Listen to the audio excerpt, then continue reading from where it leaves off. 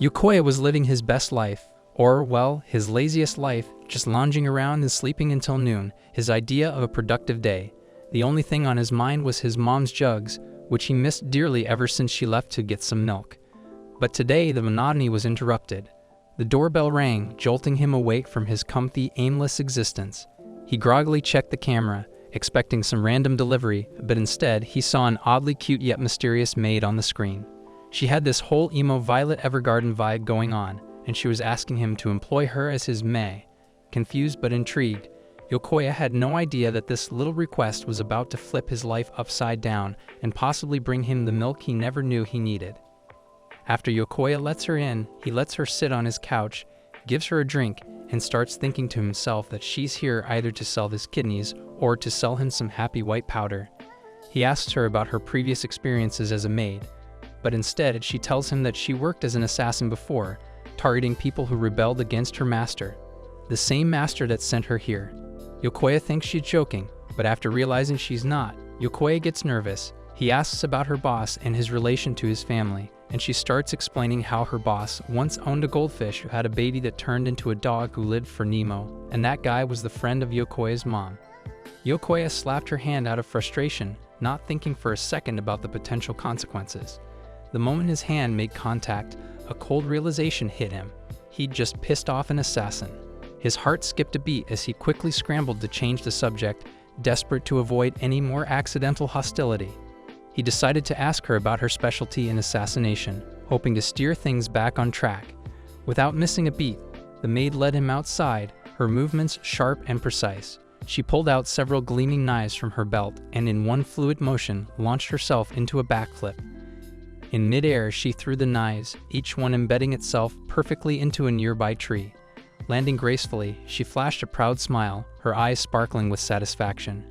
Knife throwing, she explained, was just one of the many deadly skills in her assassin arsenal. Despite her impressive display, Yokoya wasn't impressed. The thought of hiring a skilled, backflipping assassin as his maid seemed like a recipe for disaster.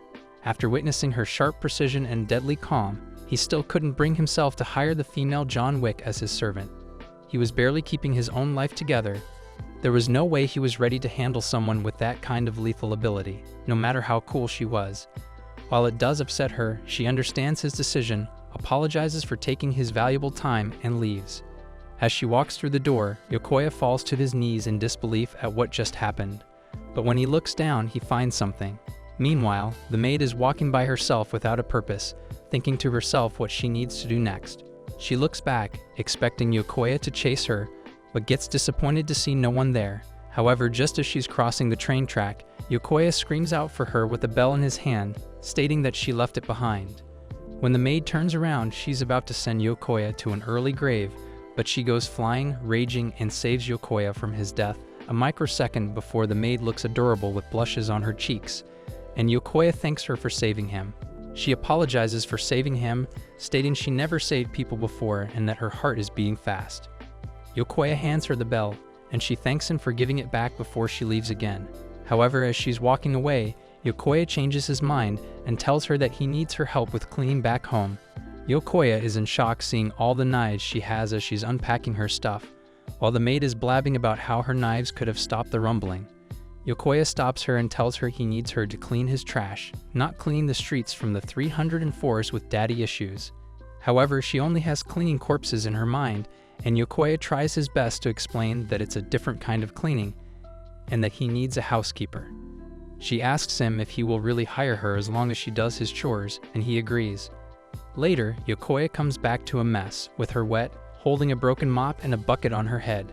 She starts apologizing profusely and suddenly slips from the wet floor, but quickly maneuvers herself to land like Spider-Man while still having the bucket smack her head. After what he has seen, Yokoya asks her if she's actually clumsy, and she apologizes for her mistakes while feeling ashamed of herself. Yokoya takes the bucket off her head, gives her a towel, and tells her that she can start learning from now on with him helping alongside her. He asks her to continue, and she cutely nods.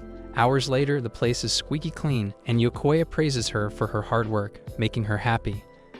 Then Yokoya sees the time, realizes it's time for dinner, and asks her if she can cook. She looks down like a poor dog, and Yokoya assures her that it's okay as he will be doing the cooking while she takes a bath in the bathtub. The maid thinks about Yokoya while blushing, getting herself wet from the water inside out. Meanwhile, Yokoya is outside, thinking out loud to himself, feeling anxious and not knowing what to do when a playful emo maid is taking a bath just meters away from him. He gets heated, thinking about the maid coming out with only wearing towels, but she comes out in full uniform, disappointing Yokoya. Then they start dinner, and while Yokoya warns her, the maid feels confident and starts chopping the cabbages like they're human bodies. Yokoya pulls out some ramen and fried pork, and it confuses her about what fried pork is. She explains that she might have eaten them before, but she has never been much of a foodie to care much about what she eats. The maid states that eating is only to sustain life and flavors are not important. But Yokoya assures her that one bite of the fried pork will make her cream and release happy noises like she's in Food Wars. Yokoya feels confident in these discounts, fried pork, and splits it into 2 portions for himself and the maid. But he realizes that he doesn't know her name. The maid tells Yokoya that she doesn't have a name and that her master usually gives her a name. At first he wants to name her Big Steve 9000 but chooses to give her a name later after getting some inspiration. Then they start eating, and after her first bite of the fried pork, she still thinks that she can't tell what tasty is like, triggering her memory of a dark past. But this time she feels warm inside and tells Yokoya that his meat tastes delicious. She tells Yokoya that both the food and him as a person feel warm to her, but he doesn't hear what she says and tells her that he has prepared a room for her to stay. Yokoya tells her that he prepared the room beautifully just for her, and after hearing this, she remembers an ever darker past of her bathing in blood. But unlike those times, she wants her new master to treat her with care.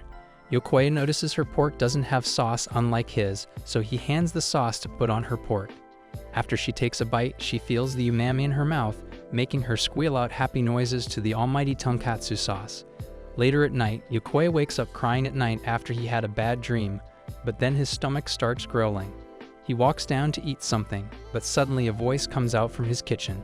He gets scared, thinking that the maid is plotting something, and when he looks inside, he sees the maid snacking on the tonkatsu sauce. They both freeze awkwardly before she tries to apologize for being a new sauce addict, but Yokoya tells her it's okay and asks if she's also hungry. Then Yokoya whacks out a saucy hot pot, and they start eating, which she is really enjoying. The maid asks Yokoya if he is having nightmares, and after he answers, she reveals that she heard someone sleep-talking in his room. She thinks that an assassin entered his room, so she enters with nods in her hands, but instead of an enemy, she sees Yokoya sleeping with tears in his eyes. Yokoya feels embarrassed, and she states that he was calling out for his mom in his sleep, which embarrasses him even more. She tries to cheer him up, stating that she also had a dream where the sauce talked to her, saying that she can lick the sauce all she wants, and he will stuff her up. But before she starts licking, she wakes up from her sleep. However, she states that it's the first time she dreamed about something apart from assassination, and that it's the first time she wanted to continue a dream, unlike her other dreams. She feels upset that Yokoya has a nightmare on the same day and that she can't comfort him. Yokoya confesses that he has this dream of his mom leaving him for a new daddy, and that he will start crying if he wakes up not lying on his mother's lap. After hearing this, the maid offers him her lap to lie on, and when Yokoya rejects her offer, she gets sad, thinking that she can never comfort people, only murdering them. Suddenly, Yokoya lies down, breaking her darkness, and they both feel warm with each other.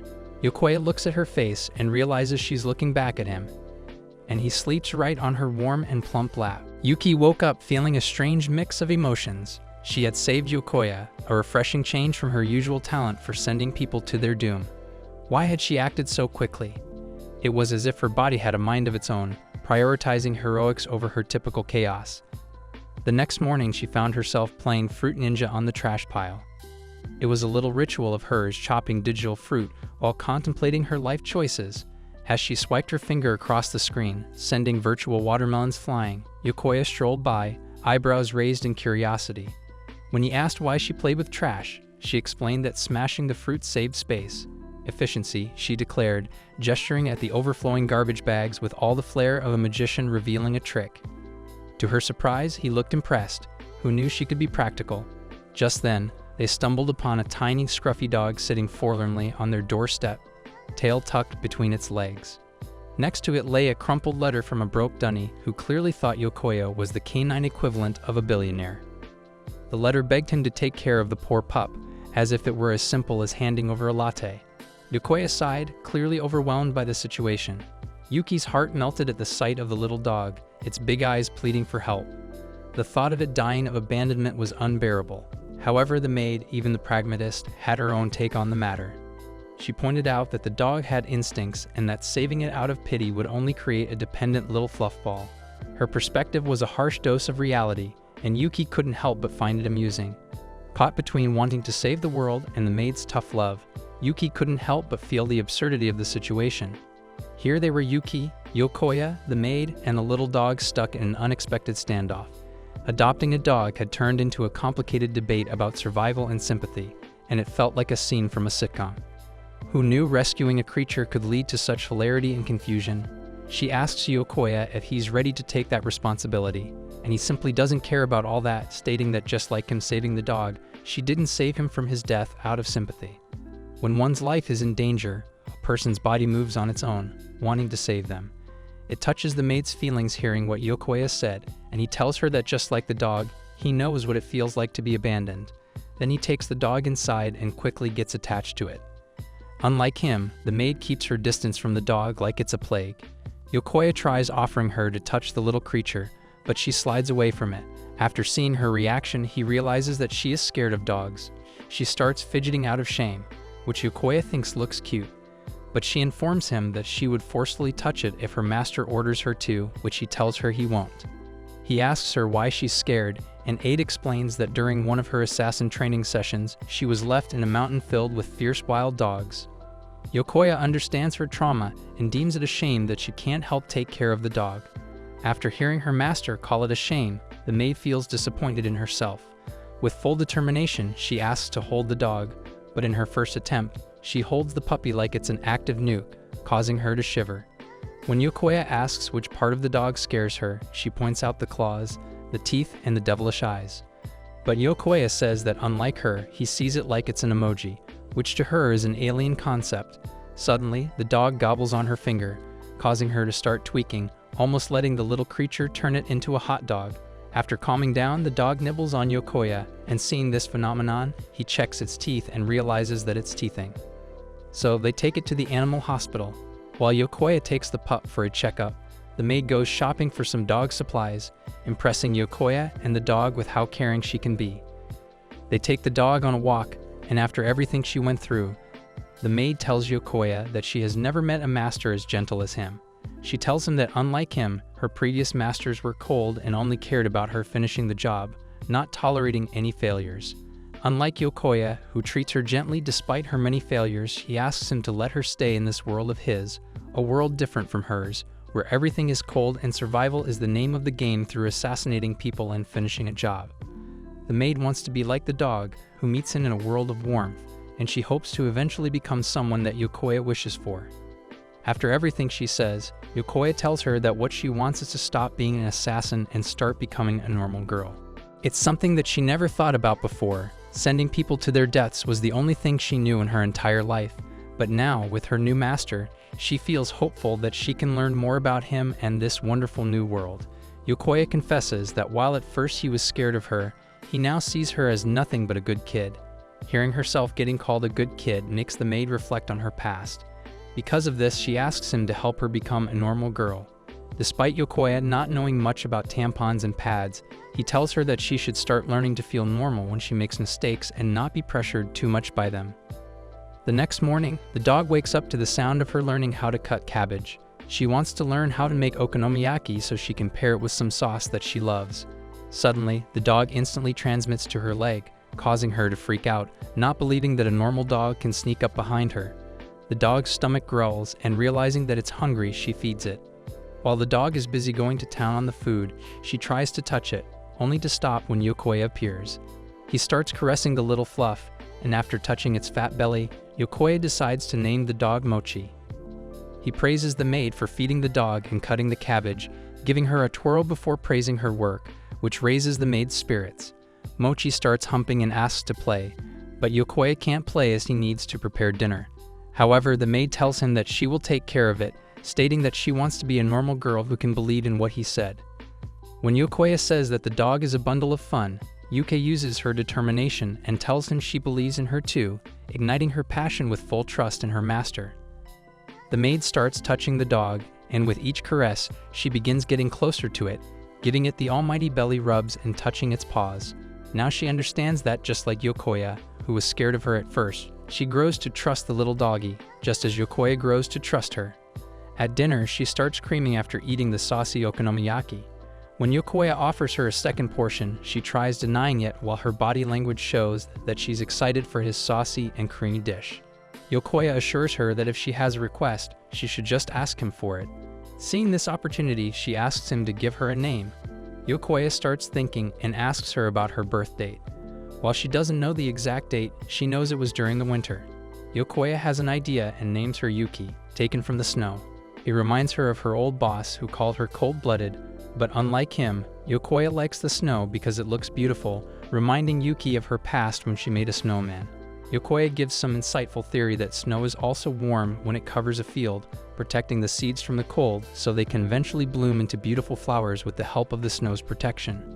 After hearing his words and seeing Yokoya's gentle face, it makes Yuki wonders why everything in her life becomes more warm and beautiful when she's alongside him. She realizes that as long as she stays in his world, she will one day understand what it's like to be normal.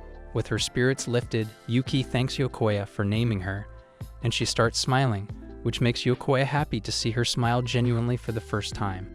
Days passed and Yuki was constantly playing with Mochi, enjoying the quiet moments of her otherwise chaotic life. Suddenly, Yokoya appeared in the doorway, looking unusually serious. Yuki glanced up, expecting another odd request, and wasn't disappointed when he casually asked her for a favor. Curious, Yuki put down the fluff ball and asked what it was. Yokoya, with an odd mixture of reluctance and determination, revealed that he wanted to get his ears pierced. He needed Yuki, the expert in all things pierced, to help him pluck a hole in his ear. Yuki was taken aback at first, but after a brief pause, she accepted. She pierced her own ears countless times, so this shouldn't be a big deal. But the moment the blade neared Yokoya's ear, Yuki froze. Her hands started to shake, her face suddenly pale.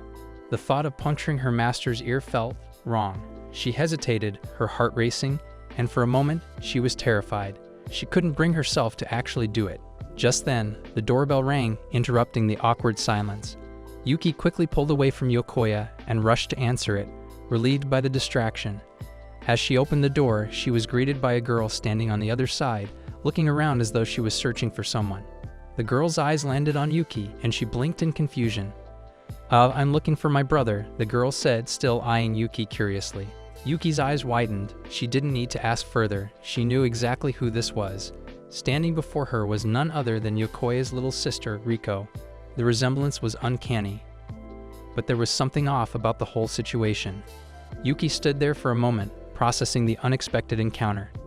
And just like that, the awkwardness of the piercing request was replaced by the new mystery of who this girl really was, and what kind of chaos she was about to bring into their lives. After she gets inside, Riko can't believe that her wimpy loser of a dumb brother manages to get his hands on a hot maid like Yuki and asks him why he never told her about this. In the regular family meetings, he tries explaining that their mother would probably freak out and their dad has given him the okay to hire a maid, despite not knowing how hot she is. But Riko still doesn't take his excuse for lying to her. Yuki asks them why they live separately, but instead of answering, Riko starts screaming, which confuses Yuki on why this girl is so freaky. Riko tells Yuki that she's so beautiful, and Yokoya explains that Riko loves beautiful people while hating ugly dudes like their viewers, hence why he doesn't want to tell her about this. Riko starts pouting while abusing her brother, but after calming down, she finds out that Yuki was named by her master Yokoya, which confuses Riko. Just then, Yuki starts yapping about how she was once a nameless assassin before Yokoya gave her a name, and this causes Riko to malfunction. However, she quickly changes her opinion into thinking it's awesome and asks her to sign her notebook, which Yuki gladly signs. But after Yuki finishes signing her signature, it looks like deranged worms. Yuki defends herself, saying that she can speak 12 languages as she traveled a lot as an assassin, but she has never studied calligraphy. Riko has an idea. She wants Yuki to be her summer research project. And while Yokoya objects, Riko insists, saying that Yuki is the one she needs. She asks Yuki to show her assassin's side, and despite her brother's reasoning, she assures him that she will reverse the story and make a maid who looks like an assassin instead. Then they go to the backyard, put an apple on top of Riko's head, and Yuki slices the apple perfectly, almost giving Yokoya a stroke. Riko asks Yuki how many knives she has and where she puts them, and Yuki answers she has 5. However, as she's about to show the knife under her plump, Yokoya stops her, enraging us viewers who want to see the heavenly scene. Later, while Riko is asking Yuki more of her nonsensical questions, her stomach growls, signaling that she needs food. But she asks Yuki if she has a special dish, and Yuki says that she does. So she starts chopping up some cabbages, impressing Riko with her skills, and just serves them on a plate with nothing else, which Riko praises by saying that Poppy would love it. However, they go to a wacky McDonald's for a bite, and there they see a poster for a fireworks festival. Yokoya tells Yuki that the festival sells saucy candy, and she starts screaming and drooling at what he says, so they decide to go to the festival. After they arrive, Riko pulls Yuki to a shooting game booth, and while Riko is trash at it, Yuki pulls up the gun like she owns the place but also misses. She confesses that she's too used to shooting at goldfish catching games. Yuki uses Sharingan and catches a lot of fish, and when Riko asks for her secret, Yuki patiently teaches her how to do it, and the clerk praises her for being a good sister. Then they buy the saucy candy, which Yuki is excited about, and after she takes a bite, she almost sends a flood down her plump from how delicious it is. She starts eating it quickly, and seeing how much she enjoys it, the clerk gives her more for free, causing her to malfunction. Riko goes to buy some drinks, and when Yokoya wants to stop her, Riko assures her brother that she will be fine. While they wait for Riko to come back, Yokoya asks Yuki about her previous festival experiences, and she tells him that instead of having fun, she once had to do a mission at a festival where she stabbed a man in the back with a knife while they both watched the fireworks. Yokoya is in shock, and before he says anything, the fireworks start, and Yuki is in awe of the fireworks and its beauty. Riko comes back with drinks, saying that summer festivals are the best, and with a smile on her face, Yuki agrees. Yokoya falls, sees her, and accidentally busts his drink. Then, on their way home, Riko scolds Yuki for eating too much sauce, warning her that she might become the next Nikocado Avocado. Suddenly, someone screams that there's a robbery, and from behind a motorbike, a crook almost hits Riko, but Yuki manages to save her in time. However, Riko starts freaking out after Yuki saves her like a princess, but Yokoya is not happy to see that their sauce is now spilled, stating that the robber should meet Ace in hell immediately.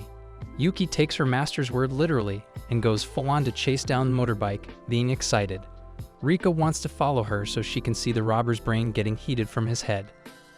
They follow Yuki, who's running on rooftops like Spider-Man, slowly leaving them behind. But Riko finds a shortcut, and they take it. After finding the robber, Yuki majestically throws her knives at him, hitting his tires. But as she approaches the robber with malicious intent, Yokoya screams out for her to stop. However, Yuki just flicks his helmet as punishment and says that she's hungry again, and Yokoya gladly says they should buy more sauce. As they leave the robber traumatized, and he now wants to go to jail at his own will. After they buy the food, they go home, and Riko is excited to show her class her summer project, which puzzles Yuki about what school is. Riko starts telling her how amazing schools are, stating it's a great place, which you viewers know is a scam, but she gets a sudden text from her mother who has cooked beef stew for her. Riko rushes to go home, but despite her rashness, Yuki sees it as something normal. And after what Riko tells her, she tells Yokoya that she wants to go to school the next morning. Yokoya goes to school wondering if Yuki will be okay in her new school. His friends pop up, telling him about a rumor of a hot maid in town, causing him to burst out his milk. Yokoya tries playing dumb, saying he doesn't know what he's talking about. But suddenly, the teacher introduces a new student, and in comes Yuki in all her glory as the new student, causing Yokoya to short-circuit. She introduces herself as Yuki, Yokoya's cousin. But when she sits down in front of him, she calls him Master, which shocks everyone. After school, Riko pops up, asking him how school is. While stone-faced, Yokoya realizes that she's behind this, prompting her to celebrate her operation's success.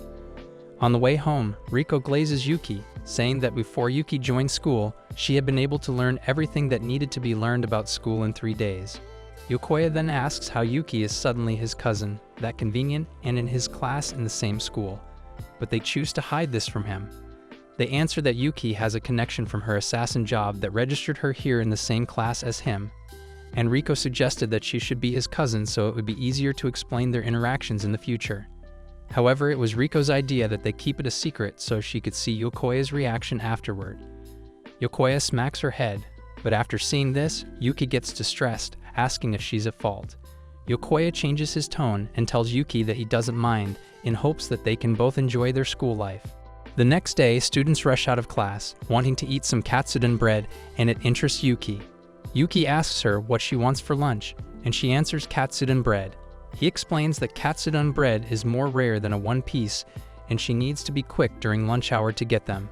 He draws her a picture showing that their classroom is the farthest from the cafeteria, and while Yokoya feels pessimistic, Yuki feels fired up and tells him that if Escobar can get the bread, then she can get it too with full conviction. She jumps out of the window and goes to the roof, and despite Yokoya's attempt to stop her, she runs on the railing like a ninja. Here, Yokoya realizes that he can't stop her after seeing her eyes resemble a girl looking at food, deeming that when sauce is involved, not even Asen or Thanos can stop Yuki. Yokoya looks down and sees the sweaty katsudon bread-obsessed crowds running to the cafeteria, and he fears that Yuki will drop down in front of them, exposing her secret. But just as Yuki is about to jump down, she turns and swings straight to drop in front of the cafeteria, and there she buys one bread and one sandwich.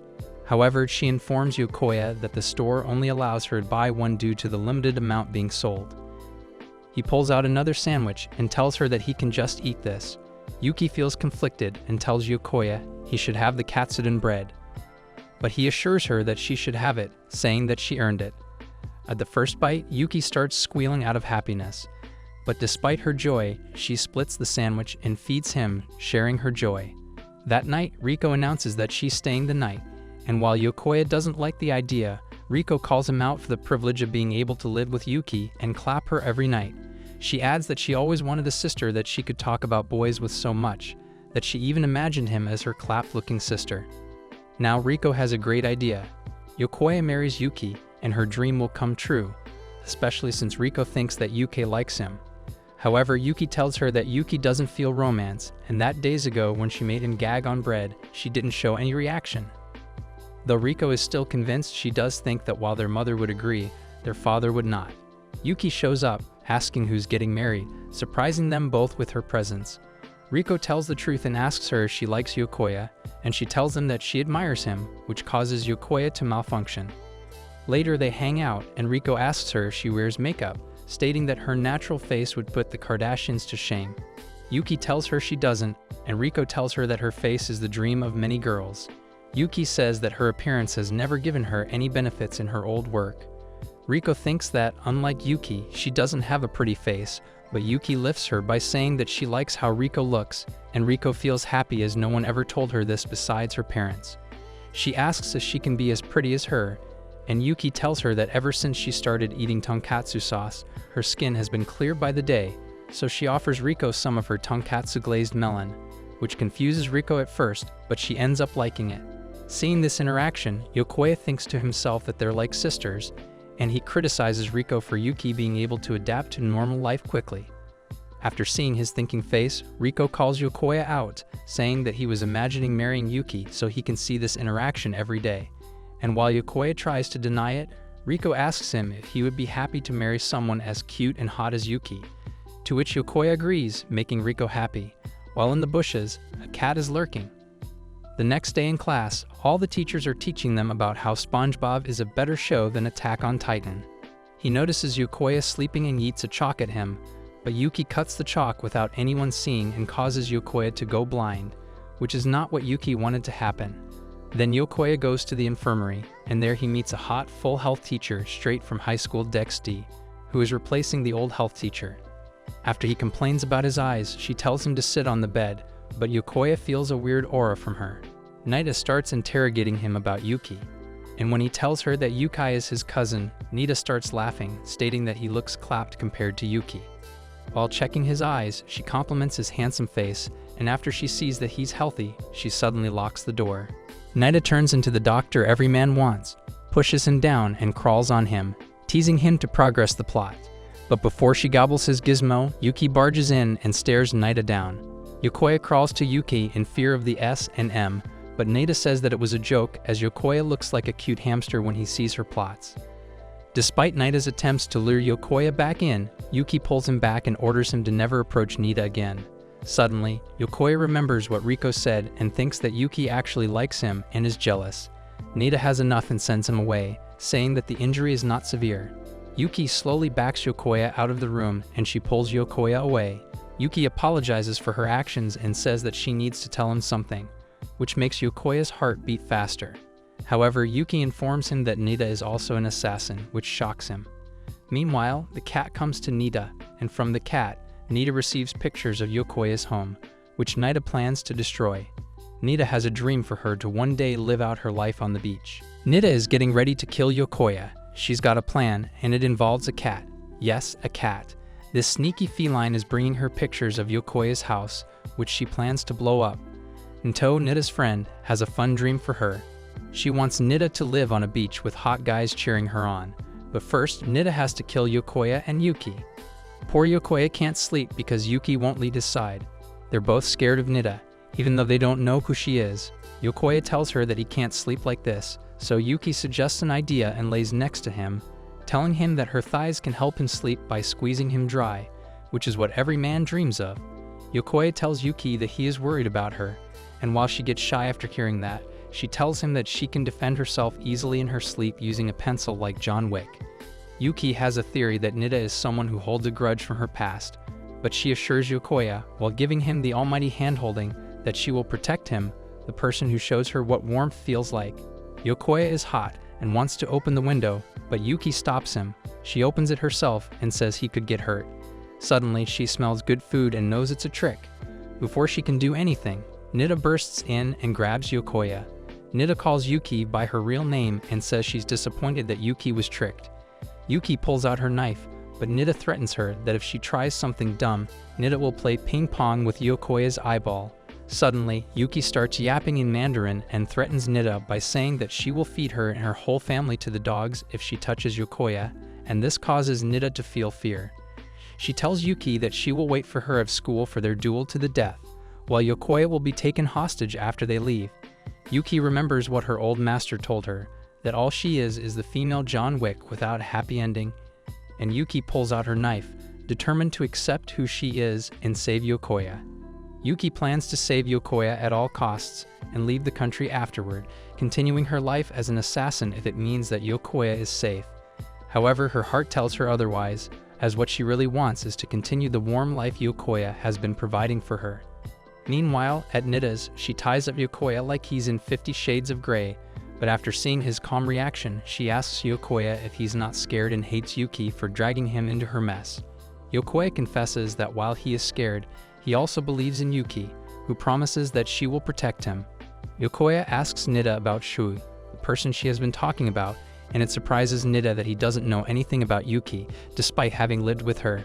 Nida informs him that Shui is a monster who is considered to be special in her field, and coming from the dragon's 9 offsprings, dubbed as the White Wolf, she is Yuki from Spy Family on steroids. Nto adds that the dragon's 9 offspring is a group of elite assassins who have been involved throughout history, from JFK to Franz Ferdinand. Still, if Nida can collapse Shui's life, it will also skyrocket her reputation, which is what she's aiming for. Yokoya doesn't believe what Nida is saying, stating that the Yuki that he knows is a precious girl with big jugs who often gets lost in the sauce and squeals whenever she's happy. Nida reveals that she also can't believe what the almighty Shui has become under Yokoya's supervision, stating that when they talked about marriage, it pissed Nida off so much that she wanted to eat a nuke to their house. Nida thinks Yokoya is strange because he's so calm. She thinks he's special because he can make Yuki less mean. Nida thinks people are weak when they care about others. She wants to kill Yuki and send her to hell with Ace. She thinks Yokoya will make it easier to kill Yuki. Then Yuki shows up looking for smoke, and when Nida shoots at her, she chops the bullets like they're nothing. However, Nida has prepared a landmine under Yuki and shoots it to blow it up, believing that she has won. Just then, Yuki pops up in front of her, almost taking Nida's head off, but Nida manages to avoid it. Yuki calms Yokoya down and promises she will save him. Nida is angry because Yuki isn't scared. Nida starts talking about bad things from Yuki's past and says she will tell everyone if Yuki doesn't do what she wants. Yuki tells Nida to stop. Yuki is only worried about Yokoya. She wants Yokoya to go to sleep so he can go to school tomorrow. Nida gets pissed and asks Yuki if she can't talk about anything else aside from Yokoya. And to put insult to injury, Yuki starts talking about Riko Mochitaru and her favorite sauces. Nida has had enough and reveals her secret weapons, which all of them aim at Yokoya, threatening him that if he struggles, the guns will shoot his limbs off and make him nothing but a torso. Having enough, Yuki rushes at Nida, which scares her at first, but then she activates her guns to shoot Yokoya. However, using force, Yuki throws his knife into the sky, pulls out her smaller blades, and eats them at Yokoya to block the bullets. As Yuki gets closer, Nida tries to use her other plans, but Yuki's knife stabs her phone and destroys her plans. As Yuki approaches, Nida starts remembering who Shui really is, and when Yuki tells her to give up, she points a gun at Yokoya. Yuki stops Nida from doing anything more and then kicks her down. Nida, frustrated, starts talking again. She tells Yuki that no matter what, she will always be Shu, the famous assassin who takes lives and cuts limbs. She says it's impossible for assassins like them to ever live a normal life because there will always be other assassins coming after them. Yuki listens and agrees with her in part, saying that her old self had nothing else in her life but taking lives, but now things are different. She tells Nida that she won't kill anyone anymore and she won't let anyone else suffer because of her actions. Yuki explains that she has decided to change her path and live differently. She wants a life where she doesn't have to hurt others. Nida is surprised, but Yuki firmly stands by her choice, saying she won't let her past define her. Yuki believes that even though it's hard, she can have a future without violence, and she will protect the people she cares about. Yuki believes that for her future, she will fight for what she believes in to gain the normal life she always wanted. Nida can't believe what she's hearing, seeing the great white wolf Shu letting her prey go, and prefers to save Yokoya instead. Nida realizes that Yuki is not a perfect assassin, but simply a girl who is willing to do anything for what she truly cares about. Nida smiles and starts laughing, realizing that she never really had a chance against Yuki from the start. As they make their way home, Yuki looks at Yokoya and apologizes for getting him caught up in everything. She tells him that if it's what he wants, she's even willing to disappear from his life, just so he doesn't have to be involved in the danger that follows her. Instead of answering, Yokoya takes her hand, and using his rees, he asks her to teach him self-defense techniques so he can help her, which makes Yuki happily blush to know that he still wants her to be with him. Yuki plays volleyball at school like she's from headquarters a few days later. The boys are infatuated with her, but they find it hard to comprehend that she is related to a loser like Yokoya. The earlier episode involving the funny doctor continues to haunt Yokoya. He was told by Nahu about the true Yuki, one of the dragon's 9 offsprings. Yokoya's curiosity has only grown since then. Yuki is still attempting to lead a normal life when she unexpectedly grins at him, making the other lads envious. The boys become even more envious of this fortunate loser when a ball is thrown at him out of the blue and Nida, whose real name is Grace, saves Yokoya. It turns out that Grace is now pretending to be a new teacher. While it confuses you, viewers, on why things turn out this way, Yokoya takes us to weeks before Grace first presented herself as her new identity, a PE teacher who is also Yokoya's cousin. In contrast to Yuki, who specializes in blades, Yokoya sees Grace in her actual form as an assassin with an intelligent specialty. She explains. Grace informs Yuki that she no longer wants to do them because she is more interested in witnessing the renowned assassin Su become a slave to a limp-wristed failure like Yokoya. Yuki asks that Grace explain herself. Grace proposes a deal between the assassins, and she offers Yuki endless katsuta sauce bread for the next 3 months in exchange for Yuki allowing her to stay and watching them without hurting them. While Yokoya is trying to decipher this code between assassins, Yuki simply accepts her offer as there is no stupid code between assassins. While Yokoya is worried about the deal, Yuki assures him that harming him gives Grace no benefit, and even if there are 1,000 of them, Yuki promises to protect him. While she's saying all this, Yokoya notices her drool and knows that what she cares about is not him but the almighty bread. Back in the present, Yokoya reminds Grace that she's supposed to be observing secretly, but Grace refuses to do so as she wants to see Yuki's reaction to her being lovey-dovey with Yokoya. While Yuki continues to play volleyball, Grace gets even closer, teasing Yokoya that she will gobble his gizzy. But as Yuki watches, she serves the ball and eats it strongly, almost destroying the wall. As the others are in shock, Yuki realizes how hard she hit the ball, but instead of getting scolded, the girls surround her, glazing her about how amazing her serves are. Later at lunch, Yuki expresses how embarrassed she is for what she just did, and Ko asks her what happened. Yuki reveals that she feels alienated after seeing Yokoya close to another assassin. Hereafter Grace tells him, Yuka realizes that Yuki is jealous. He assures her that her feelings are normal, and she feels happy. On weekends, every morning, Yuki first changes into her maid outfit and goes to do laundry.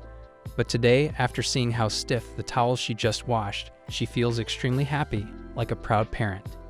Yokoya feels happy for her after seeing Yuki struggle for a whole month doing laundry, where she fails again and again. Now with Yuki successfully doing the laundry, she feels that she starts the day brilliantly. She then continues doing her chores, and when it gets to dinner, Yokoya informs her that they'd only have a cabbage. She imagines the cabbage chopped and served alongside katsu sauce, but Yokoya has a better idea. He goes and buys pork cutlets from his usual vendor, who is happy with his patronage, but beside him is an overly excited Yuki who almost creams to the amount of katsuta sauce she sees. Yuki asks Yokoya if he ever felt like what she's feeling, and he tells her that he felt that way when he used to visit the Hero Theater. There, he was infatuated watching the Walmart cam and writer perform. After hearing him tell this story, Yuki can somewhat relate.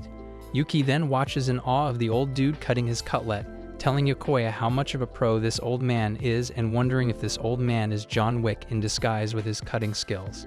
The grandma informs them that she and her husband are the ones who created the katsuta sauce. Yuki sat there, a big grin spreading across her face as she took in the simple yet profound truth of the moment. For the first time in her life, food wasn't just something to fill her stomach. It was something to savor, something to be truly enjoyed, and it was all thanks to the sauce the grandparents had made. She felt a wave of gratitude wash over her as she thought about how her taste buds had been forever transformed. For the first time, she could actually taste happiness in every bite. It felt almost divine, like she was in the presence of culinary gods. The grandma, observing Yuki with a knowing smile, explained in a calm, almost mystical way that it wasn't just the sauce itself that made the food taste so good, it was the warmth of happiness that made it all come together. It wasn't just about the ingredients, but the feeling that came with it, a warmth that resonated deep within. Yuki nodded thoughtfully, the idea settling into her mind. She couldn't help but think of Yokoya in that moment.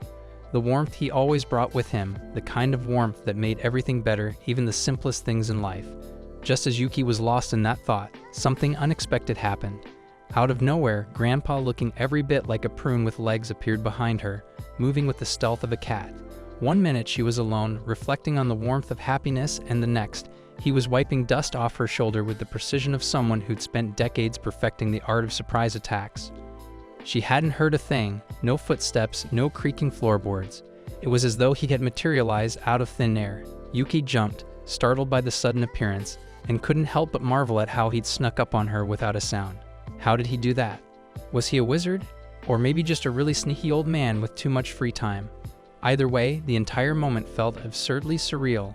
There she was, deep in thought about the warmth of life, and then an old man appeared out of nowhere like some kind of magical trickster, clinging her shoulder like it was the most natural thing in the world. It was a perfect, ridiculous, and somehow perfect moment in its own right. But instead of feeling fear, she is now convinced that John Wick is now a pork cutlet-selling old man. The grandma then offers them to taste her new sauce recipe, and like a cat with fish, Yuki is excited to have a taste. She eats a spoonful and completely creams all the way to cloud 9. Later that night, after they finish dinner, Yokoya is conflicted. While he still wants to know about the dragon's 9 offsprings, he also feels that he shouldn't, after seeing how happy Yuki is in her new life. Yokoya realizes that only Yuki can tell about her past, and while he does want to ask her, he knows that it will hurt her with the same pain that hurts him. He falls asleep and dreams about his mother, who left him, and despite him wanting to hug her for the last time, she never hugged him back. Yokoya wakes up in tears, hugging Yuki. While she explains that she caught him in his sleep, Yokoya slips to her lap and quickly apologizes, knowing that Yokoya dreams about his mommy's milky jugs. Yuki offers him to lie on her lap again, but suddenly Yokoya's phone drops, and when Yuki picks it up, she sees that Yokoya is curious about her past. Yuki confesses that she herself doesn't know what the dragon's 9 offsprings is, as when she was an assassin, all she did was follow her master's orders and not join the organization. Despite meeting some members, Yuki doesn't know their names, as all she cares about is her mission and disappointing her master. Because of her past, she still struggles to get used to this beautiful and calming life, thinking that she's living in a warm dream. But every time she sees Yokoya, she remembers that what she wants is to be a normal girl. Yokoya tells her that he feels the same, as after what happened with Nida, he also wants to know more about her and help her reach her goal. Yuki smiles warmly at him, and Yokoya starts blushing. But after hearing that Yokoya wants to know her more, Yuki agrees to reveal more about herself. She tells him the reason why she likes having him lie on her lap is because the first time they did it, she felt that for the first time, she was truly helping someone. So she tells him that whenever he has nightmares, her lap is always open for him, even at the outer gesture. Yokoya then reveals that the dream he had was not a nightmare, but instead, it was a hopeful dream as he saw Yuki taking over the warmth that he was missing from his mother. Like any other day, Yuki starts her day by waking up, getting dressed, and starting her chores. She does the laundry, which she's proud of after she struggled at first. She washes the dishes, plays with the dog, and continues the day as usual. In the afternoon, Yuki goes to the market to shop for food supplies, and every dude she walks past glazes her with their eyes. During her shopping, a little kid talks to Yuki and compliments her for how beautiful she looks, but the little kid yaps too much and tells her that her maid costume is not something a normal girl would wear. It shocks Yuki, and when she meets Yokoya, who just bought some books, she asks him if what the little prick said is true. Because of her worries, Yokoya takes Yuki to shop for some clothes, but after they arrive, both Riko and Grace are waiting for them. Yokoya asks why these two useless scrubs are here, and while Riko comes there voluntarily to help his brother pick some clothes, Grace reveals that she hacked his phone and wants to see Yuki in new clothing. Riko asks Grace if she's also an assassin, but instead of answering, Grace hugs him, which worries Yokoya, but instead of choking Riko, he starts sniffing the smell of her milky jugs more. Riko suggests they go to a certain store, and while Yokoya expects less attention-seeking clothes, Yuki tries out even more outrageous maid clothing as Rue starts taking pictures of Yuki for her own personal use. Yokoya scolds her for taking them to this store. Suddenly, Grace suggests another store, and while Yokoya doesn't think it could get worse, it does get worse as Yuki now looks like she costs $5 an hour. They start trying out more clothes, some pretty and some making all the men cream. They ask Yokoya for his opinion, and when he suggests a white one-piece dress, Grace calls him a closet degenerate who likes to nut under the blanket. Afterward, they manage to survive and shop for clothes. With Halloween approaching, Riko encourages them to get some costumes too, so they try out costumes as either a witch or a police officer. Any man would love to get arrested by Yokoya. He notices a horror movie poster and expresses how much of a fan he is. Grace and Riko suggest that they should watch, but Yuki seems confused about what they're talking about. Yokoya asks her if she has never been to a cinema before, and Yuki states that she has, but instead of watching, she was always there for an assassination mission. They then go to watch the film, but even though Yuki is a former world-class assassin who claps people's lives left and right, the sight of zombies scares her to death. After the movie, Yokoya tried to calm her down, stating that her assassin skills would easily win against the zombies, but Yuki continued tweaking, stating that the idea of a stinky corpse walking disgusted her, and their clap-looking mouth needed a tic-tac. Here, Yokoya realizes that the way Yuki sees things is through the lens of her past life experiences as an assassin. Afterward, they buy some crepes and enjoy them together as a group of fun people. Just then, a pink-haired girl, Nika, is watching them in envy, also wanting to have fun, but her teacher, T, scolds her for being too careless, stating that she needs to be careful. Then, as Grace goes home, Yokoya tells Yuki to go home first while he takes Riko back home. However, Yuki takes a detour and admires herself in her new clothing. But then she's still reminiscing about her maid outfit in her room. After some thought process, she switches back to the maid outfit and goes to play with Mochi. However, she realizes that as she goes shopping a whole day, she hasn't done the laundry. She sees Mochi's dirty towel and wants to clean it, but Mochi refuses and runs away with it. Then the power goes out, and the lighting outside reminds Yuki of the zombie film she just watched. Meanwhile, with his towel in his mouth, Mochi accidentally crashes into a table, dropping food on his head. The sound surprises Yuki, and while scared, she goes to investigate. Out comes a clapped-looking creature, stray from hell, and with a pair of scissors in her hand, Yuki chops up Mochi's towel. Then Mochi starts crying about his towel, and while Yuki promises to fix it, Yokoya adopts her after seeing how destroyed the towel is. She promises that she will do it, and Yokoya believes her, giving her his support. He notices that she went back to the maid's outfit and asks her if she hates the clothes she bought. While Yuki states that she loves the new clothes she bought, her old maid costume is a gift from her late master, who believed in her dream of wanting to be a normal girl. Her maid costume is the only thing Yuki has that reminds her of her old master, and she asks Yokoya if she can continue wearing it, despite her not looking like a normal girl. Using his immaculate Chad-like advice, Yokoya tells Yuki that there's nothing weird about her, even if she's scared of zombies as an assassin or even wants to wear what she loves every day, her maid outfit. Yokoya assures her that even the most normal of people have some weird things that they like, and that the best thing Yuki can do is to be herself. Yuki feels happy and fuzzy after hearing that, and Mochi barks in agreement. Yokoya lifts him up and notices that the towel is the same towel they found in Inn. He suspects that Mochi likes the towel because it has his parents' scent, and after hearing that, Yuki insists that she fix Mochi's towel ASAP. Yuki states that just like how the towel reminds Mochi of his parents, Yuki has the bell that reminds her of her sister. It surprises Yokoya to hear that, as he can't believe that there is another maid assassin with cheeks as thick as Yuki. The next day, Hito and Yuki go to a ramen shop along with Naka because she is the only one who can help them in finding information about Yuki's sister. She tells Yuki, "It's my treat," and after gulping down the entire bowl of ramen faster than Naruto ever could, she says, "It's not enough to buy my services." Hito lashes at her and asks to split the bill, but Yuki is not paying them any attention since she is busy adding her favorite sauce to the ramen. Nid freaks out at that because she is a self-proclaimed disciple of Gordon Ramsay, and she says, "It is a sin to add sauce to perfectly made ramen." Yuki doesn't hear her rambling, but then she notices that she has almost run out of the sauce, and she grows worried. So Hito takes her to the shop to buy some sauce, but the tiny old lady tells her that they have already run out of sauce since all the students in the area bought it, and now they only have enough to meet their regular business needs. Yuki says, "It's fine," but Hito can hear the sound of her heart breaking as they head back home. Yuki stares at the small amount of sauce left in the bottle and says, "I will use it wisely so that it lasts an entire week." Hito wants to snap her out of this gloomy mood, and he asks her about her sister. He asks, "What will you say to her when you finally meet?" Yuki says, "I don't even remember my sister's face." She explains that she was taken away from her family at a young age, and her memories with them are faint and scattered. The only thing she knows about her sister is that their mother gave them identical bell accessories, and she has always been carrying hers around hoping that she can identify her sister when she sees her. Yuki then says, "I'm scared to see her again because she might have a grudge against me." Hito feels nervous and asks, "Should I tell An not to look for her?"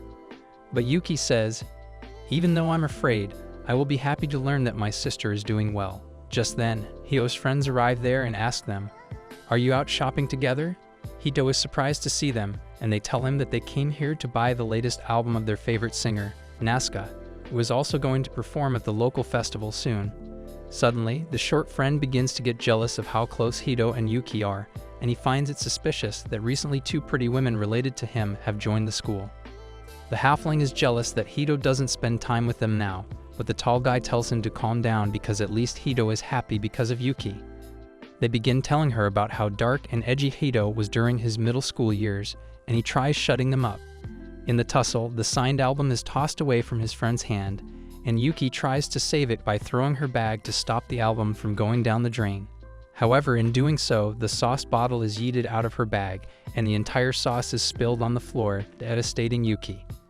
That night, she has a nightmare where the giant sauce bottle is empty and angry at her, and when Hito comes to wake her up the next morning, Yuki tells him, "I have no reason left to live."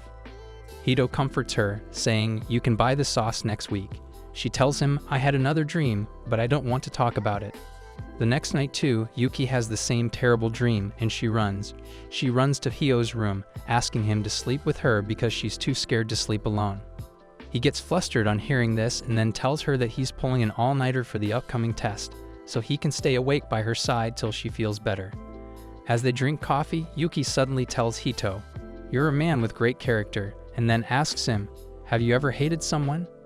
He thinks about it and says, "I won't call it hate, but I dislike my father because of some things that happened in the past. But that's what family relationships are about." His words remind Yuki of her sister telling her, I hate you, and she decides to go back to her room, saying, I'm just disturbing you here.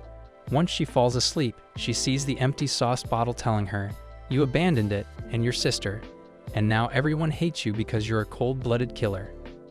The sauce bottle shows her that even Hito and Riko hate her and then begins unraveling her past. When Yuki was a child, she was a genius who could speak 15 languages at the age of 7. She was on the way of becoming a celebrity because of her intelligence and cuteness, but she was only interested in making her parents happy. They lived happily, but then on her 7th birthday, they had an unexpected guest. As her parents go to open the door in her dreams, Yuki tries to stop them because she knows horrible things are going to happen next. Her parents vanish from her dream, and Yuki starts crying as the sauce bottle tells her, your parents were killed because the assassins came to take you, and even your sister was involved. Yuki lives through her horrid past where she lost her emotions after the death of her parents and gave into her training to become a cold-blooded murderer. When her sister learned this, she told Yuki, I hate you, and threw away the bell that their mother had given them. The voice keeps telling her, you have no choice but to remain an assassin because that's your purpose on Earth. Yuki feels lost when suddenly the voice changes into that of her teacher, and she finds him in front of her asking her to return to work. Suddenly, Yuki wakes up as Hito calls her name. He asks, are you fine? Because I could hear you groaning in sleep. She suddenly hugs him tightly and pulls him onto the bed with her. Hito starts vibrating like your mom's favorite toy because this simulation is too much for a virgin like him. Yuki apologizes for being forceful but asks him to let her stay like this for a while because she needs it. He finds that she is trembling from fear and asks, did you have a nightmare? Yuki affirms, saying, it was a dream from my past, and I don't want to talk about it. Hito suddenly starts patting her back to help her relax and go to sleep because that's what his mother used to do when he was scared, and it works on Yuki too. The next day at school, Hito's friends are shocked when Yuki asks them about the upcoming festival. They ask her, how do you not know about the famous Katsuta festival? It's a grand tradition of our school. It consists of the music festival, the sports festival, and the cultural festival. All the classes take part in it, and the winner gets a special version of the Katsuta sauce. Yuki starts drooling on hearing about the sauce, but then Hito's friends say, since you're freshmen who don't know much about the festival, you probably won't even be on the podium. They say the cultural festival matters the most in the results, and then there are your scores in the exam as well. On that note, Hito asks Yuki about her performance in the recent exam, and she shows him that she got 42 marks, which is barely above the failing grade. She's really proud of that. But as she learns that the class average marks are also counted in the result for the festival, she grows afraid that she will bring down the class average single-handedly. Hito tries to calm her down, saying, as long as you passed, it's all good. Later, Hito and Yuki go to meet with Naka and get their weekly quota of Katsuta bread according to their deal. Yuki thanks Naka for it because she had been suffering from sauce withdrawal symptoms the entire week. Naka tells them to go back to their class because she has to grade some tests. As they head back, they begin talking about the class average scores that will be counted in the festival. On hearing this, Naka tells Yuki, you're going to bring down the class average for sure because you didn't even write your name on the answer sheet for the physical education test, and that means you're going to fail. Yuki panics, but Hito tries to cut a deal with Naka to let them write the name right now. She tells them, you will have to do my work for free, and the bread deal is off if you want to get this chance. But Yuki is willing to pay this price because she wants to win the festival and get the special sauce. Suddenly, a gust of wind passes by, and then Naka finds Yuki's name written on the answer sheet. She's shocked and asks, how could you be so fast? But before Yuki can say anything, Hito decides to play Saul Goodman and says, the name must have been always there, but Naka must not have seen it earlier. Naka realizes that she got lawyered and decides to let Hito get away with it this time. After she goes, Hito asks Yuki, what did you do? She says, it wasn't me. The person who wrote my name is hiding behind the wall, and I'm glad that I could help. Yuki, however, has noticed her, and she goes to thank her. The pink-haired girl is Naka, the same one who was watching them in the market, and she turns red as she finds Yuki close to her. She stammers a lot but then introduces herself as their classmate and tells Yuki, I know of a way to win the festival. Yuki couldn't help but notice the pink-haired girl staring at her again. This time though, she didn't just shy away, she actually approached, looking like she was about to burst into flames from how red her face had gotten. Yuki tilted her head, wondering what was going on, as the girl stammered her way through an introduction. It turns out that her name was Naka, and surprise, she was in the same class as Yuki. She was also, apparently, on a mission to save the festival somehow, though she didn't get into details right away. Naka's clumsy words hinted at something more, though. She mentioned something about a special way to win the festival, but before Yuki could ask more, Naka quickly mentioned she came from a really old, fancy family, the Hikage family. Yuki had heard of them. Martial arts, ancient traditions, all that jazz. It seemed Naka was still learning the ropes from her older brother Taka, who sounded like the type to give off serious older sibling vibes. But from what Yuki could gather, he wasn't all stern and cold. He actually seemed pretty protective of Naka, which was cute in a don't mess with my sister way. Of course, this didn't sit too well with Taka, who had been keeping an eye on Yuki for a while. He was, after all, the student council president, which meant he probably had access to way too much info for his own good. Taka had decided that Yuki was suspicious, maybe even dangerous, so naturally he was planning to investigate her. Yuki had no idea how she got roped into this weird sibling drama, but at least it made the festival preparations more interesting. The school festival was in full swing, and the air was buzzing with excitement. Hito's class had chosen an animal cafe theme, and backstage, Hito, Yuki, and Naka were frantically packing candies into cute little bags. It was chaotic, but in a fun way, with everyone racing against the clock to make their booths stand out. Naka, in her usual flustered way, kept knocking things over as she tried to tie ribbons, but Yuki couldn't help but notice how hard she was working. As they worked, Neka started to open up a bit, her words a bit quieter than usual. She casually mentioned that her brother Taka had never really appreciated her. Yuki raised an eyebrow, but Naka continued, her tone somewhere between frustration and sadness. He's such a perfectionist, she thought, tossing a ribbon onto the table with a sigh. Yuki could see the depth of Naka's thoughts. It wasn't just about the festival, it was about wanting to prove herself to her brother. Naka's determination was pretty clear now. She wasn't expecting to win the festival with this animal cafe, but she just wanted Taka to notice her efforts, to acknowledge her as someone capable. Then Naka hesitated, her eyes darting away. There was something else. Another reason she wanted to win. Yuki could see it, but Naka didn't speak up, clearly too shy or embarrassed to say more in front of her. Whatever it was, it seemed to weigh on her, but the girl just shrugged it off, masking her feelings with a weak smile. It was clear Naka had more to her story than just being the younger sister of a strict older brother. Maybe Yuki would find out one day, but for now they had candy bags to finish and a festival to survive. Hito sees that Naka is always flustered around Yuki, and he wonders what is going on in her mind. He then thanks Naka for telling them in advance about what the event is going to be. This time is going to be a game of cops and robbers, so athletic abilities are going to play a big role in it. Suddenly, a man dressed as a huge bottle of katsuta sauce comes there, and Yuki panics. The man inside the costume turns out to be Hito's delinquent friend, TGA, who is a longtime fan of the sauce, and he declares that he will take part in the event wearing this costume because no one can beat katsuta sauce.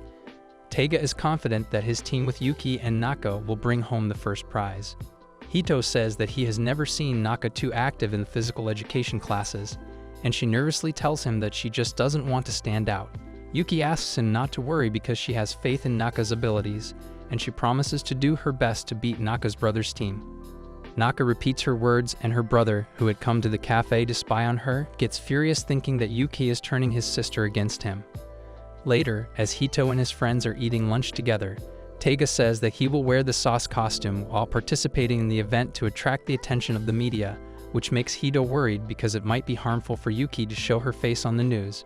Before he can ask her anything, his sister comes there along with his short friend, and he and Taiga go down to talk with them. In the meantime, Naka timidly asks Yuki if she can become her friend. Yuki agrees without hesitation, and Naka is overjoyed. However, as Hito asks her and Yuki to come to see the cultural festival, she runs away saying that she has some work to do. Hito asks Yuki what they are talking about, and in return, she asks him what exactly is friendship. On the other hand, the elated Naka goes to spy on the student council to learn more about the game so that she can help Yuki, but what she finds completely stuns her. Soon, the competition begins with the idol Nasa joining them as a celebrity host. Her partner explains that the main event is basically a 1 versus 3 game of tag in which the student council president, Taka, will have to capture 3 students from the other team, and if any one of them escapes, their team wins. However, to make the game more interesting, Everyone will have to wear uniforms that match their class themes. This was what Naka heard earlier, and she apologized to Yuki about it. Yuki tells her that friends are there to help each other out in times of need because that is what she heard from Hito. She is also glad about the new rule because the wolf costume hides her face and prevents other assassins from finding her.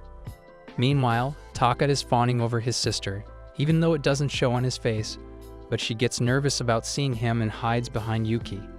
This makes Taka really furious, and as soon as the game starts, he starts bulldozing the participants one by one. Only Yuki's team is left now, and Taita gets carried away thinking that his favorite singer is watching him. He challenges Taka to a one-on-one but gets ratioed instantly. With that, Taka turns his furious gaze towards Yuki, who realizes that she has no choice but to fight him. Taka attacks her, but she grips his hand tightly so that he can't throw her away. He grabs her tail to gain an advantage, and then suddenly, Naka decides to sacrifice herself to save her only friend. She uses a smoke bomb, and when it disperses, Taka throws his sister away instead of Yuki, who is safe. She begins to wonder why Naka sacrificed herself, but then she remembers Hito's words that friends are the people we can do both silly and serious things with, and all that matters is how they can make each other's lives better.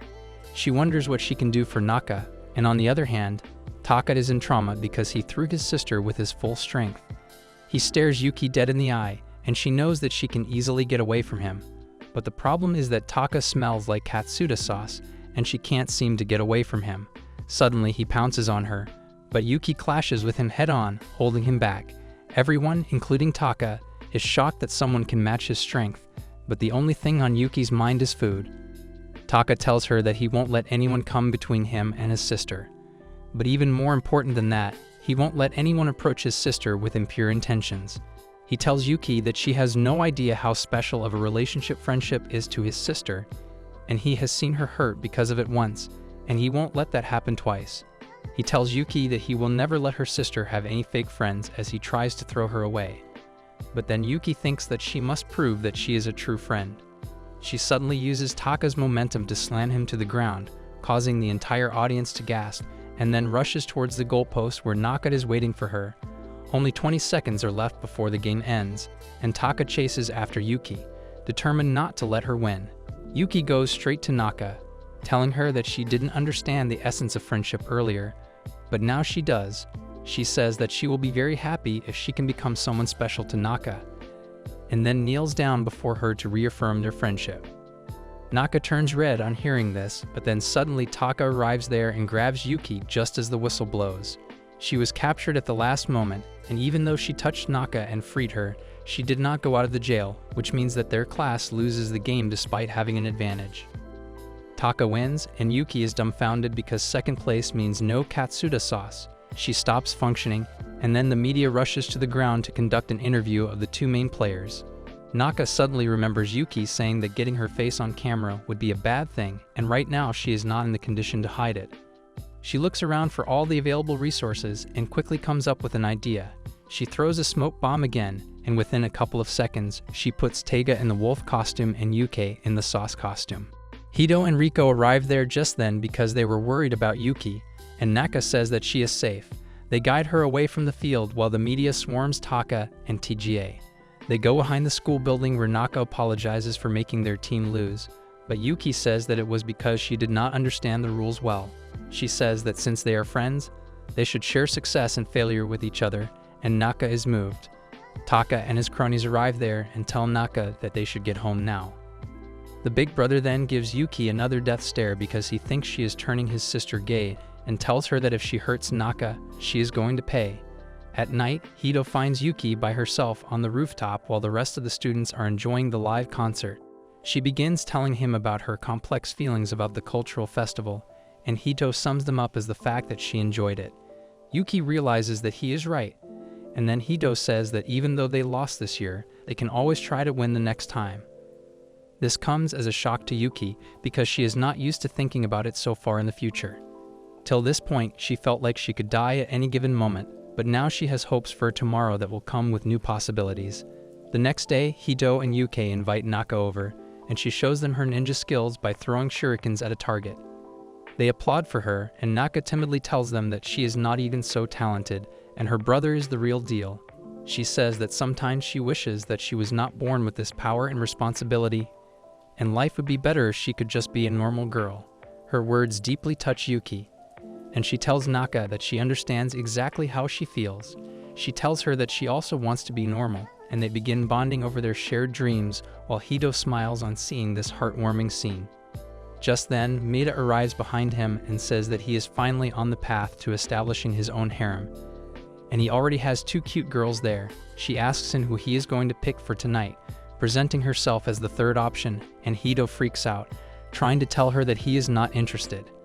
As Yuki shows off her knife-throwing skills to Naka and snuggles with Hito, asking if he wants to cop a feeling of heaven, the very next moment, Yuki's knife shatters her lollipop, and she sincerely apologizes, saying that she was trying to throw it at the tree, but her hand slipped.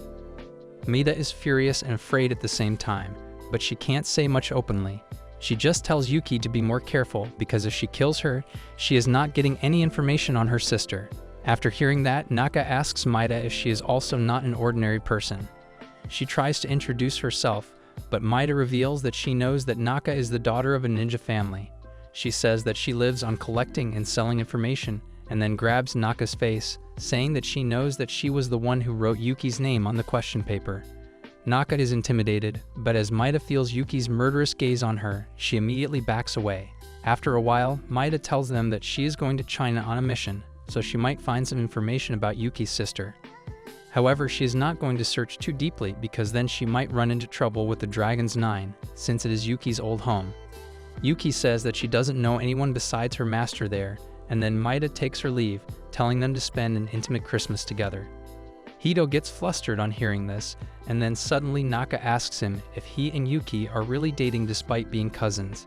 Hito gets flustered as he denies that, and says that he and Yuki are not close like that. He asks her to affirm, but is taken aback as he sees Yuki blankly staring at him. She had been thinking about her old organization this entire time, and says that she suddenly realized that she was always alone there, but now she has more people to protect. Hito thinks that her feelings for him are that of familial love and not a romantic one, but he is fine with that. Suddenly, it starts snowing, and soon after that, Hito receives a message from his dad informing him that he will return home for Christmas. The next day, it is Christmas, and their backyard has a thick layer of snow on it. Makai immediately jumps outside to play. Hito creates a tiny snowman, and Yuki decides to ape him. But she hasn't got much skill in sculpting, and her snowman is deformed from all angles. Hito tells her not to mind it because it reflects her individuality, and Yuki believes him. Soon, however, Makai jumps towards them and destroys just her snowman, devastating her. Hito tells her to forget about it, further saddening her, but then he gets a call from his dad and goes back inside to receive it. He appears uncomfortable the entire time and then tells Yuki that he is going over to Riko's house for a bit. Yuki understands, but she makes a request of him. As Hito returns from his mom's house, he is feeling really cold and wonders why Yuki requested to meet him in the market. He wonders if she wants to eat out when suddenly he sees a huge crowd staring at something. He also joins them, and to his surprise they are staring at Yuki, who is dressed like a model and waiting for Hito. She puts her scarf around his neck, telling him that she warmed it for him. Hito freaks out as he thinks that other people will think they are dating since they are doing this on Christmas. However, Yuki holds his hand and tells him that it is her intention.